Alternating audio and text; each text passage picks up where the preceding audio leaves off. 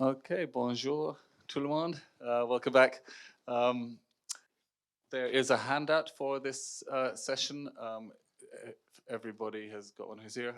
We can maybe, could you leave them with Pablo at the door? No, I want one. Merci.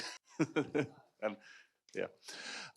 So we have one talk now, and then our coffee break, and then the last longer session with a couple of talks and our roundtable. So it's my pleasure now to introduce Professor Roberto CASATI, who is director of the Institut Jean Nicod. Apart from many other lines of work, Roberto has worked on place for many years now, including the classic book Parts and Places from the last millennium. I think that was it. Yeah. 99. And recently, Roberto has been working on place in other contexts in the disorientation project at Jean Nicod. Among recent publications is a collection of essays that he's edited on philosophy and sailing, and a sole-authored book on the philosophy of the ocean, which as yet is looking for an English publisher, for an English translation. And coming out later this year, I think, is the new book on the cognitive life of maps with MIT Press, which is the material that Roberto is going to talk about a bit today when he is ready to speak to us. Thanks very much on the cognitive life of maps, Roberto.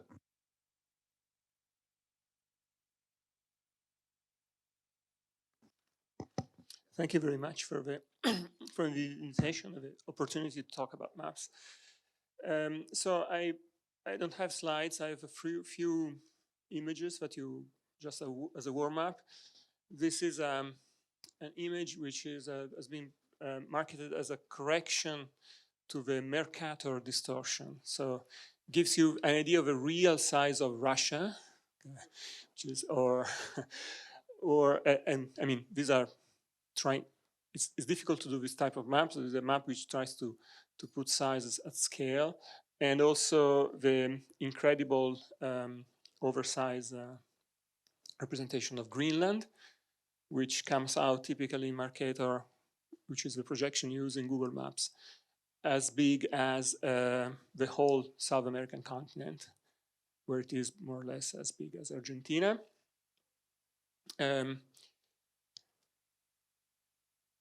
This is a different map, slightly more difficult to parse. Maybe I have it better version here. The Spielhaus projection, which tries to have the ocean in the middle and the land out surrounding it. So the ocean is kind of a big pond in this map. You can recognize some features, maybe others are not as easily recognizable. And it's a map which is used to underline the unity of the ocean as a whole system. And another map which is also sea related is this map by Siegel and Cohen, the territorial map of the sea. Let's see if I can enlarge it a little bit.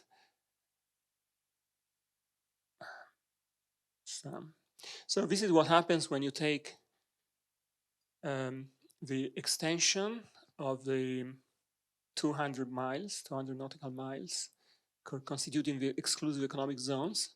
You take them as being a territory on the same footing as land territories. So the idea of this map is that you erase the coastline whenever there is a state which has an exclusive economic zone. And something interesting happens here. I can point it from this, but you can see. So the Mediterranean disappears completely. France is an oceanic state with a small continental appendix, being 20 times larger at sea than it is on land. And there are many strange issues, strange things, completely round things, which are small islands with a 200-mile radius around. So there is one single thing here, which is called Clipperton. This is my favorite geographic object. Clipperton is a 11 square kilometers atoll, which has been disputed between France and Mexico for a long time, until the King of Italy adjudicated it to France on a whim.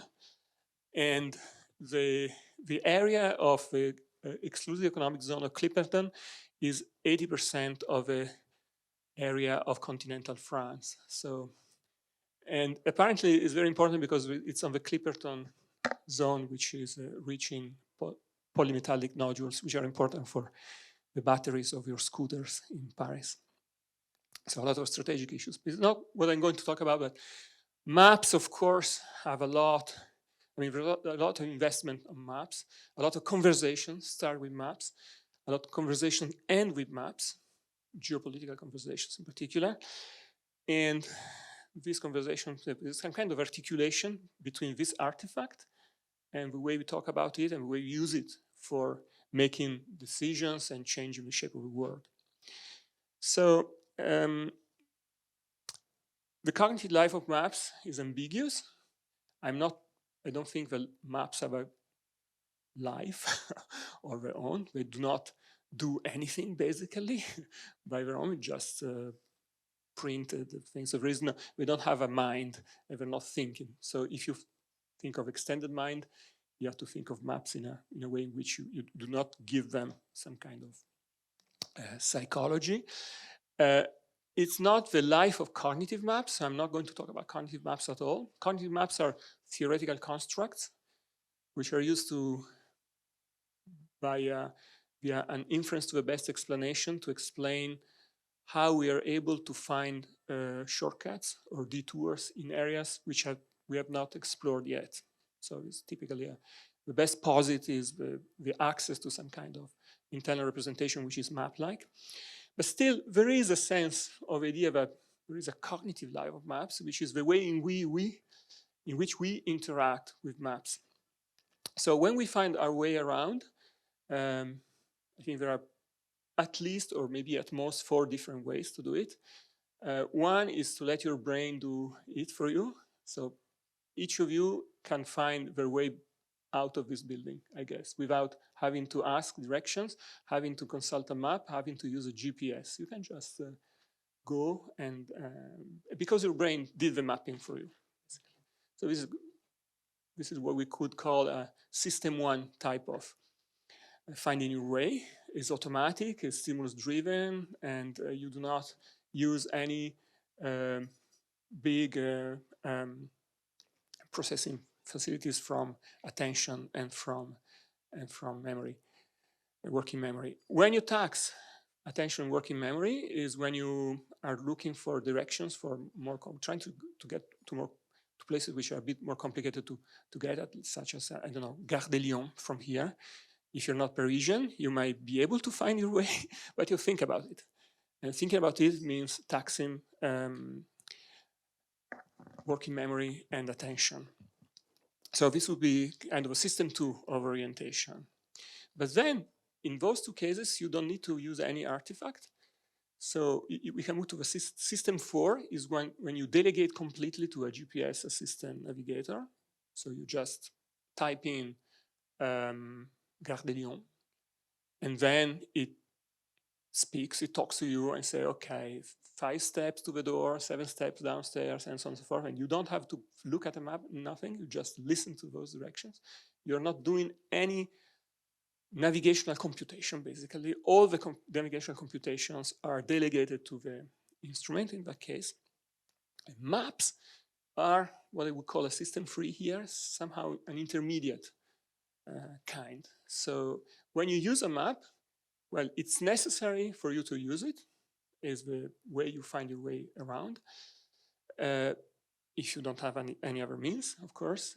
But then you have to do the navigational computations yourself by using the map. So there is a kind of interaction between you and the map, and this is what I'm interested in, basically. But not from a psychological point of view. I'm trying to understand what is the complexity of maps so that you can run navigational computation on them.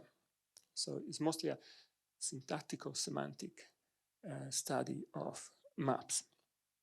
Of course, when you do this study of maps, you have contrast classes that you want to understand or put against maps for understanding what maps are. So diagrams, written language, or pictures. And if we have time, I show in which sense we can say that pictures are maps. And you also want to steer clear of discussions about mappings. Of course, maps are mappings, but not all mappings are maps. I will give you a simple example. Consider a book. Books have typically indexes and tables of content.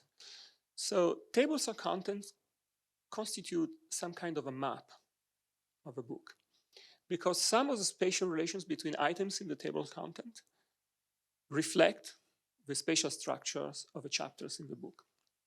An index is a mapping onto the book contents, but it is not organized as a map. There are other types of organization, alphabetic order or whatever. So there is a clear mapping in that case, but which is not a map. So I want you to just keep in mind this distinction between mappings and maps. And now, before going on, I would like to introduce what I think is going to be my most valuable contribution to philosophy, which is the distinction between objections and distractions. So in the discussion about maps, you encounter a huge number of counterexamples or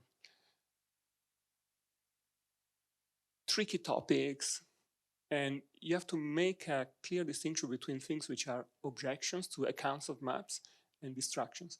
So one distraction, for instance, is the fact that all maps lie, supposedly, and as it's proven by the case of Greenland that we saw before. So in projection, in Mercator projection, you will see that Greenland is much larger than it is in reality. So there are a lot of discussions about the ways in which map lies, map create power structures, and I think I agree with most of them, but they tend to distract from the main point, which is how do maps do that? So what is specific of maps? So many other things are reflections of power issues or lie or create distortions, even descriptions.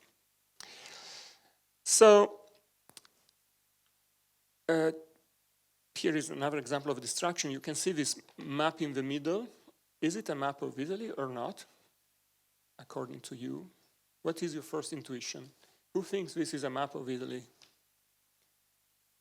Who thinks this is not a map of Italy? Agnostics? Okay. Who has changed their mind and now thinks it is a map of Italy, just in case? Okay.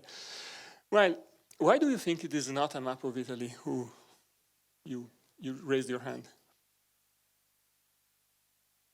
Because it is east, and so why a map which is east-west reversed is not a map of Italy, which is east-west reversed is not a map of Italy?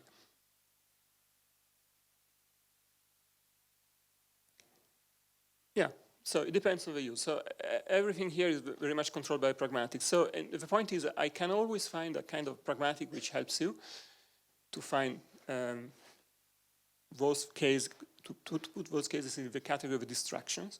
So imagine sitting in the center of the Earth and now looking out at Italy, projecting. This would be a map of Italy. In that case, you can use it for projecting it into stars, which is done in some cases in courses in geography.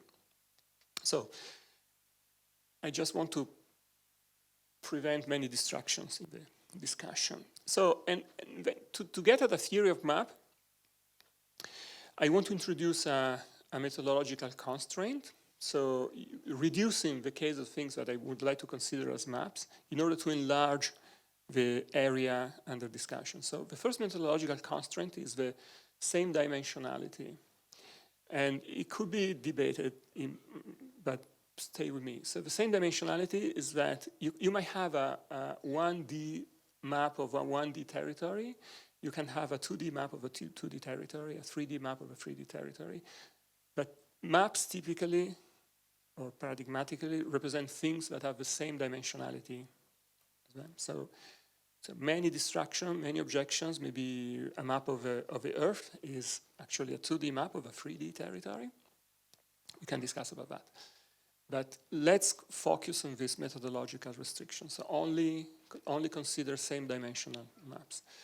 Accept a distinction between a map and a territory. This could be contested. People would say that there is no territory unless there is a map. I think there is a difference between a map and territory. And a territory is what a map maps. So this is a territory, for instance, and you can have a map of this territory by putting the place of people in this room, and so on and so forth. I'm totally open as to what a territory is. A territory is something that could be mapped anyway. A third constraint is a topological constraint, so big names, but there has to be some structure preservation from map to territory and vice versa. That is, if you have in a map an area which is contained in another area, completely contained in another area, then the areas, the parts of the territory which are represented by those two areas have to display the same relations. So if A is part of B in a map, then the area which is represented by A has to be part of the area which is represented by B. If A is contiguous with B on a map, then the area which is represented by A has to be contiguous with the area which is represented by B. Then there may be other constraints that you can put, metric constraints, projective constraints, I don't care. The important thing is that for something to be considered as a map, it has to satisfy the topological constraint. Nothing short of that can make you have maps of territories. Based on that, with Achille Varzi, which is the co-author of the book that you mentioned, the 99 book, we developed a skeletal semantics for maps because there is a target here which was not there yet, which is Fodor's picture principle, according to which every part of a picture of A is a picture of a part of A.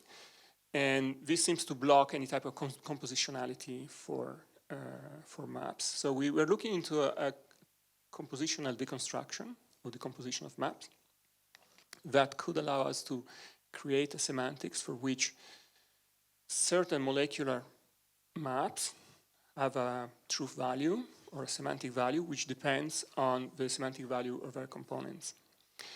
And the intuition is very simple, actually. You should imagine maps as, first of all, just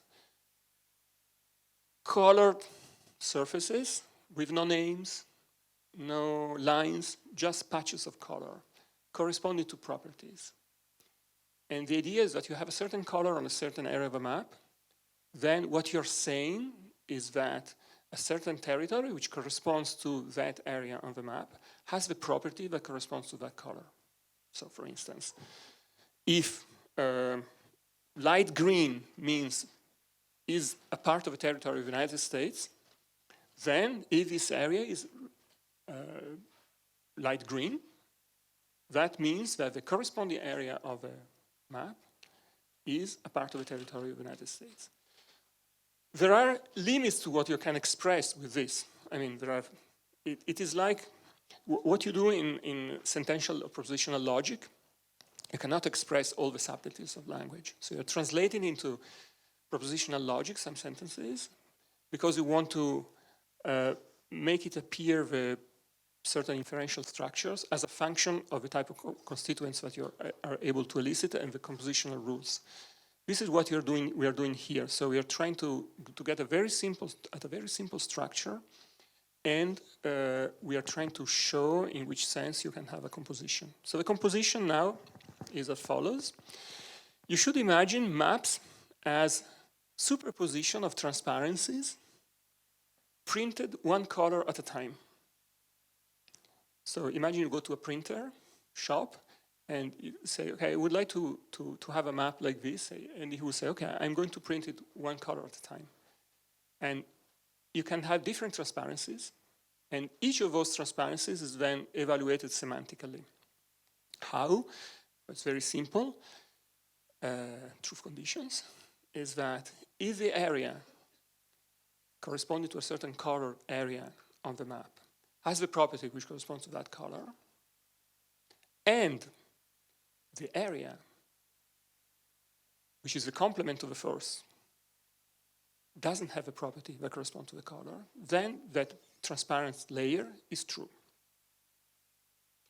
So it's a kind of strange truth condition in the sense that it takes into account both the area and its complement. If the area corresponding to region A on the map has a certain property and the complement of that area, the referent of the complement of that area doesn't have that property, then that layer is true.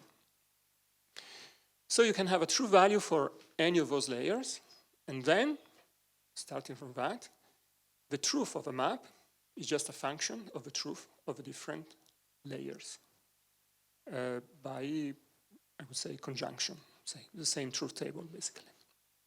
Which means that, if you want to be slightly more formal, these type of formal maps, and I want to remind you that these are just maps with only with colors spread on a surface, no names, no lines, no symbols, no icons, just colors. Once you're able to translate into that simple syntactic structure, they have a power which is close to the power of the positive, non-quantified fragment of propositional, of predicate logic, in which you have very small clauses such as P of A and Q of B and Q of A. And you're able to say things about individuals in the world, which are world regions, by predicating somehow, there are objections to that, not destructions, but real objections, predicating a certain property, which is the property expressed by that color. You cannot express much with that, but you can still express something. It gives you an idea of how map truth can be retrieved from the truth of components, because you found the components and you found the compositional rule. Now, I said, well, you're talking about individuals. Individuals are regions of space. So you have something that refers to those individuals, and these are the regions of the map. And it's an analogy, but it works pretty well. Those regions on the map behave like singular terms. So items which have a unique reference behave like singular terms, but they are singular terms of a very specific and strange kind, because they are structured singular terms. They are regions, and regions are made of regions, which in turn are singular terms. And so the meritopological constraint is activated here, because then you have singular terms which have a meritopological structure. There is a simple example in the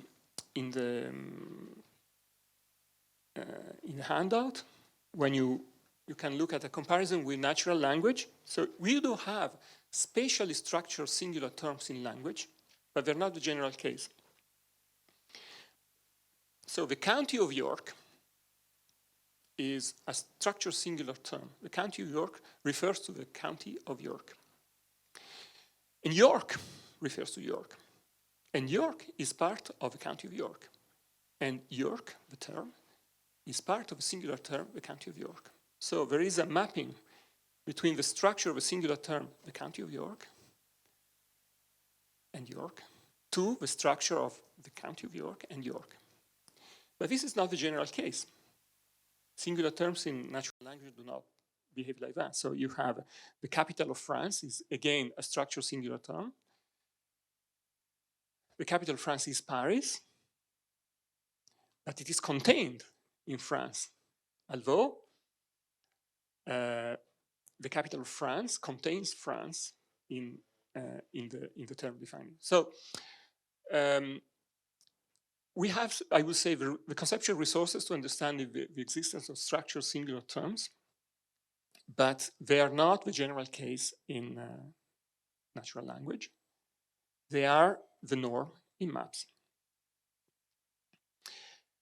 So the next point is natural generativity, which is a property of some iconic representations, among which probably maps, but we'll see. It was defined by Flynn Shear in a wonderful book of the 80s, Deeper into Pictures. In natural language, you have you don't have natural generativity. You have it for pictures. So this is a case for natural language. In natural language, the knowledge of the meaning of a sentence like, my cat attacked your dog, and perceptual acquaintance with other things such as dolls, smileys, and cars, does not generate knowledge of the meaning of my doll smiled to your car.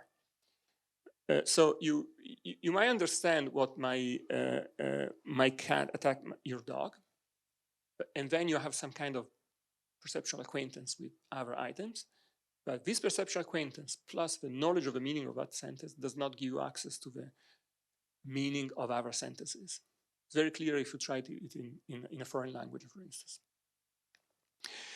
Knowledge of the meaning of a picture representing a cat attacking your dog and perceptual acquaintance with dolls, smiles, and cars generates some knowledge of the meaning of a picture of my doll smiling to your car. This is the idea of natural generativity for sheer. So once you understand how a picture works, and you have perceptual acquaintance with some of the things that you can represent in pictures, then all pictures are transparent for you. You can understand all pictures. Many distractions, some objections, but the main idea is a contrast here with natural language. Natural language does not naturally generate. You have to know the meaning of all the terms in the language that you use. It's not enough that you have perceptual acquaintance with the items which are represented. So, turning your page, maps hypergenerate. Not even perceptual acquaintance is needed, just some kind of spatial competence. And the generativity of maps is here specific. So this is a simple example. So imagine that I'm giving you this situation in which you have, this is my small dog, and this is my big elephant on purpose. This is my small dog, and this is my big elephant, and this is what happens. So I'm describing a situation here that you would interpret as the elephant is approaching the dog, pretty naturally. So this approaching interpretation is based on your understanding of the spatial behavior of objects on a surface. This is a model of a situation. This is mapping some kind of situation, and it is just the footprint of those items on the table, which is necessary for you to understand what goes on here when I do this, after having told you that this is a representation of my small dog and this is a representation of my big elephant. Perfect. So this is what I consider a kind of hypergeneration. You don't have to have any acquaintance with elephants or dogs, just some kind of spatial competence related to the relationship between two objects on a plane, for you to be able to understand what a map is and how a map works. So the mappy component of this representation is totally transparent to you once you understand what spatial distribution and a spatial footprint is. So it's what Chris Peacock would call a nexus. There is a set of things that hang together here. Maps, on one hand, are highly abstractable to the point of easily reducing to formal maps. So I can really create very easily a formal map of this situation by taking away the glass, taking away the bottle, just having two patches of color on the floor here on the table, and have them move relative to each other. Then another thing that you know about maps, and this is something related to their cognitive life, is a kind of a magic that maps have. It is related to this point. I call it here the automaticity of the assignment. Suppose I draw a square, or maybe a rectangular, say, and I tell you, okay, this is a map of this place. As soon as you draw the rectangular, the space inside it, and I give this assignment, this large rectangular is a map of this place. All the different parts inside the rectangular become immediately semantically active. None of them is excluded from a semantic game. All of them are activated.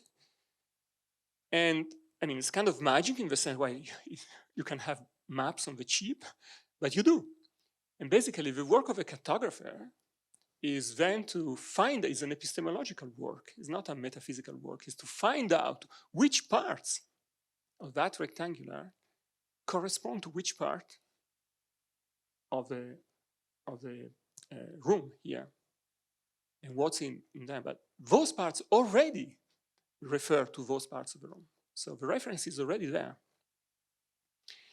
There is a sentence in the Tractatus by Wittgenstein said that once you, I mean, most things I'm quoting by her, but most things in a symbolism are arbitrary, but what is not arbitrary is that once you have certain assignments in the symbolism, some things is going to follow automatically. This is what happens.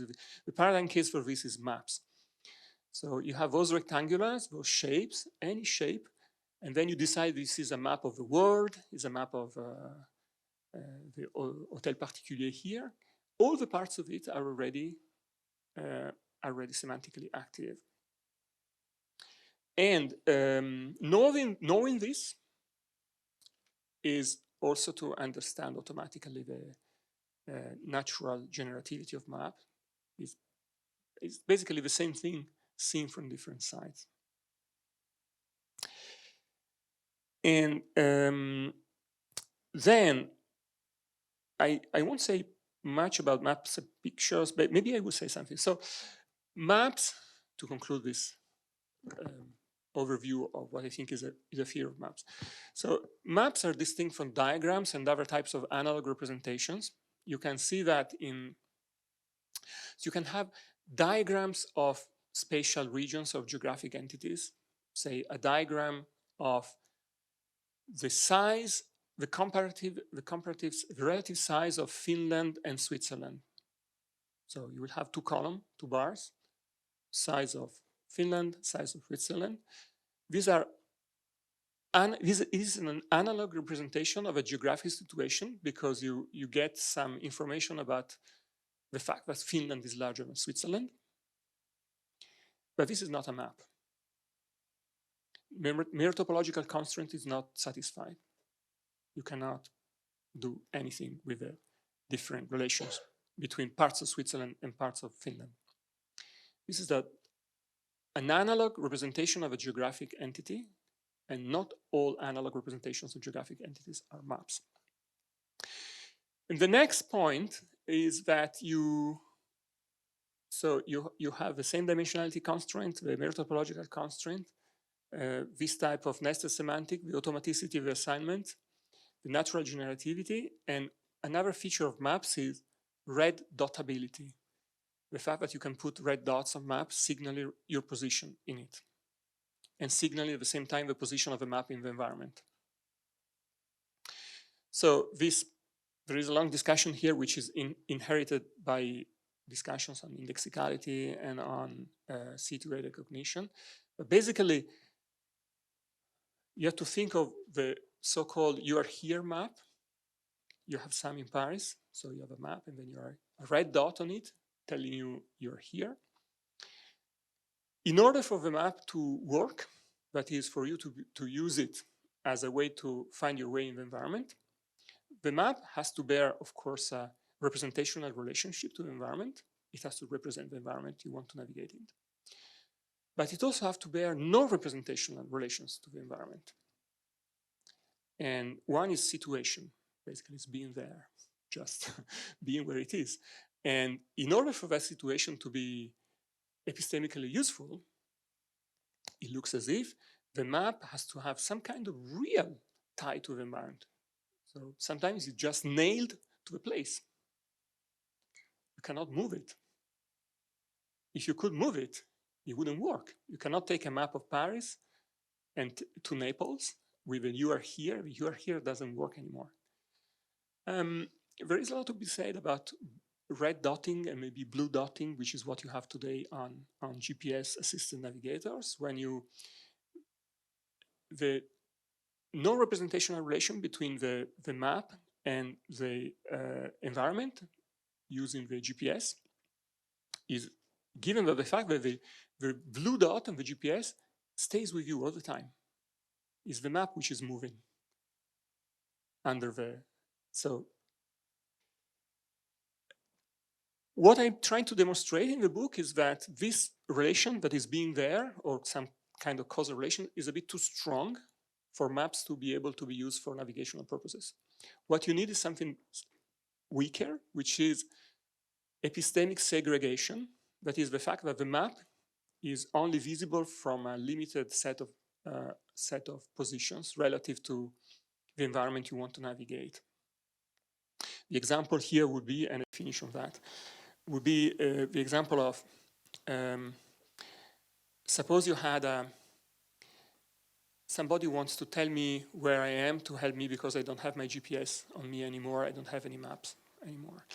But they can track my position somehow because I have a tracker on myself. So they have a map at their home. My wife, say, not that my wife controls my movements, but well, anyway, it's a transaction between consentant adults. So if it happens, but it doesn't happen in our case. But suppose she does it, she may want to call me and tell me where I am. So it would, but she invented a very powerful projector, and she projects my blue dot position on her map, so I am in Paris, on the moon.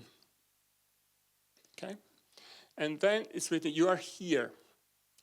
And calls me and say, okay, look at the moon. You dumb Kopf. Look at the moon, and then you'll find where you are. And I can see that I am on the Ile Saint-Louis and so on and so forth. This, of course, is not working as a general case unless I have knowledge of the fact that I am the person which is represented with blue dot over there. So everybody else is looking at the moon at the same time, even people in Turkey, and they think they are on Ile Saint-Louis. It's not good. So what is needed is either situation, so being there, the map being nailed to a certain place, have a certain connection to the place, or epistemic segregation. The fact that me and only me, I and only I can have access to the information which is provided to the map, which is what situation does in most cases. So situation limits perceptual access to the map to the people who are close enough for the map to be informative for them and be useful for them to navigate the environment. So, and this is a part which is after the maps and pictures, which I didn't cover so far. And to finish, the category which I've been exploring with John Kulvicki and John Zembekis was the category of Borgesian maps. Borgesian maps are maps which are superposed to the environment. One-to-one maps which are superposed to the environment. You have plenty of them. Borges and other people, Umberto Eco, and semioticists in general, say these are absurdities.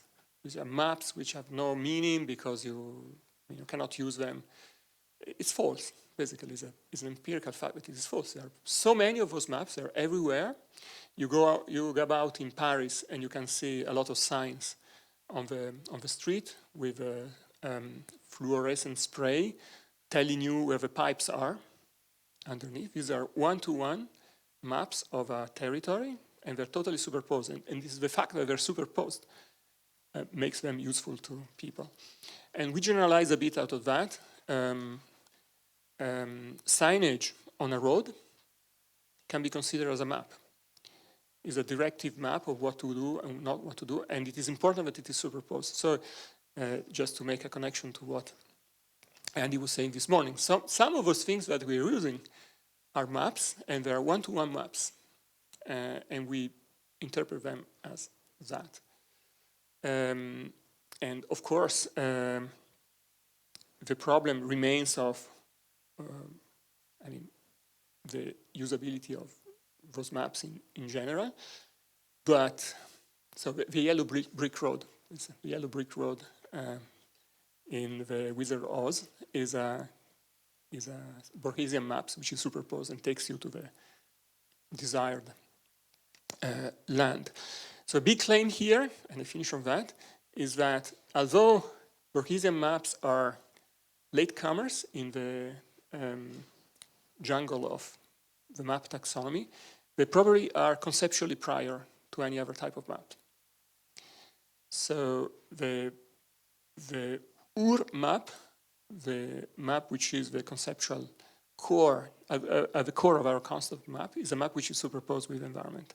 And all other cases are abstractions out of that. So thank you very much.